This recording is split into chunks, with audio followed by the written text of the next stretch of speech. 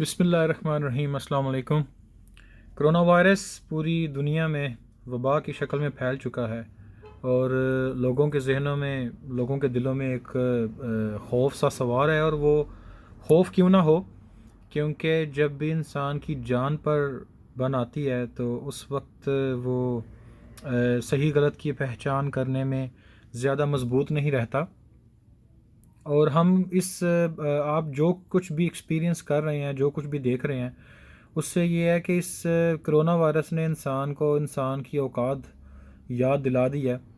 اب آج جمعے کا دن ہے اور یہاں پر مسجدیں بھی بند ہیں، اور غور کرنے والی بات ہے، ہم یہ نہیں کہیں گے کہ کوئی عذاب ہے، ہم یہ نہیں کہہ سکتے کوئی آزمائش ہے۔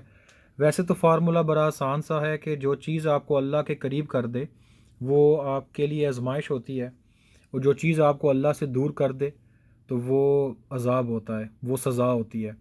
تو یہ ہم پر ہے، اور ہمیشہ سے انسان کے پاس یہ آپشن رہی ہے کہ وہ اس چیز کو اپنی آزمائش بنا لے یا سزا بنا لے۔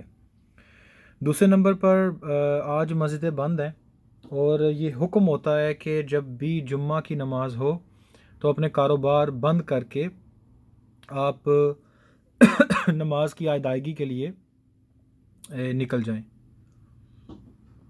تو آج کی صورتحال یہ ہے کہ لوگوں نے دکانیں بند کر کے رکھی ہیں، لیکن وہ جمعہ کی نماز بھی ادا نہیں کر سکتے۔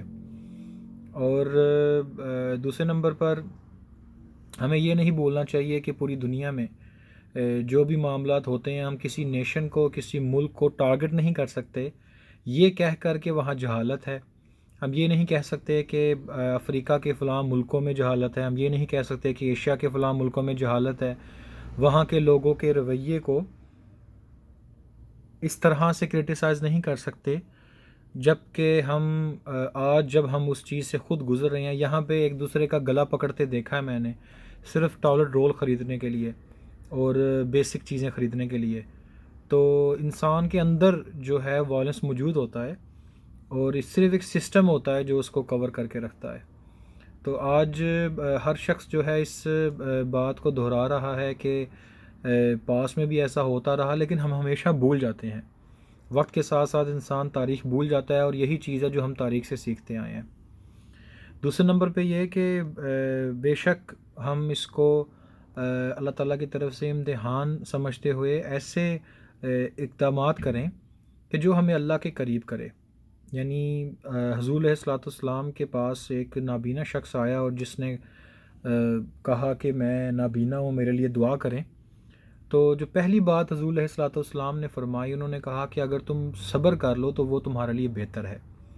تو ایسی سچویشن میں قرآن مجید بھی کہتا ہے کہ مصیبت میں صبر و نماز کا سہارا لو، اور اس کا ریوارڈ کیا ہوتا ہے کہ وہ بھی قرآن مجید میں بتا دیا گیا کہ صبر کرنے والوں کے ساتھ اللہ ہوتا ہے۔ تو جس کے ساتھ اللہ کی رضا ہو تو اس کو اور کیا چیز چاہیے۔ تو اللہ تعالیٰ سب کو اپنی حفظ و امان میں رکھیں۔ آپ جو ہے ہمارا ایمان ہے کہ ہم اونٹ کو باندھ کر ہی اللہ پر توکل کرتے ہیں، اللہ تعالیٰ پہ توکل کرتے ہیں، اللہ تعالیٰ کے احکامات مان کر۔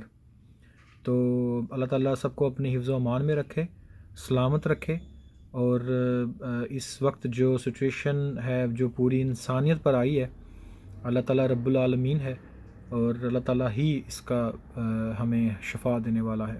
السلام علیکم ورحمۃ اللہ وبرکاتہ۔